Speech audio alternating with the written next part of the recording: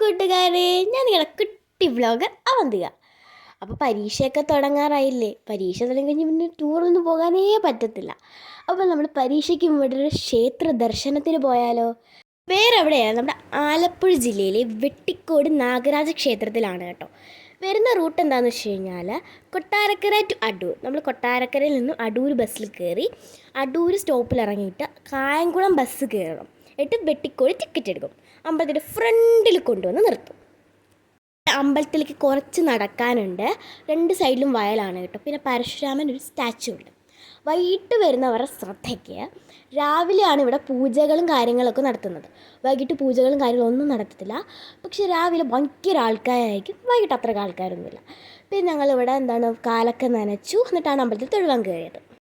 മെയിനായിട്ടുള്ള സ്ഥലങ്ങൾ ഫോട്ടോസും വീഡിയോസൊന്നും എടുക്കാൻ പറ്റില്ല കേട്ടോ. പക്ഷെ അപ്പുറത്തെ ഭാഗത്ത് നമുക്ക് ഫോട്ടോസും നിലവറയുടെ ഭാഗങ്ങളിൽ നമുക്ക് ഫോട്ടോസും വീഡിയോസൊക്കെ എടുക്കാൻ പറ്റും. ഈ അമ്പലം വള്ളിക്കാടുകൾ കൊണ്ട് ചുറ്റപ്പെട്ട് കിടക്കുകയാണ് കേട്ടോ. അതിൽ കൊച്ചു കൊച്ചു കിളികളൊക്കെ ഇന്ന് ചിലയ്ക്കുന്ന കേൾക്കാൻ നല്ല രസമാണ് കേട്ടോ. പിന്നെ ഇവിടെ ഭയങ്കര ശാന്തതയാണ്, പീസ് ഓഫ് മൈൻഡാണ്. പിന്നെ ഈ നമ്മുടെ നാഗരാജൻ്റെ ഓരോ സ്റ്റാച്യൂസ് ഇങ്ങനെ കൊത്തി വെച്ചിട്ടുണ്ട്. അതൊക്കെ കാണാൻ ഭയങ്കര ഭംഗിയാണ്. പിന്നെ നാഗരാജൻ്റെ ഒരു അമ്പലം ആയതുകൊണ്ട് തന്നെ ആ ഒരു വൈബ് കാണുമല്ലോ. ഞങ്ങൾ തിരിച്ചു പോകുകയാണ്.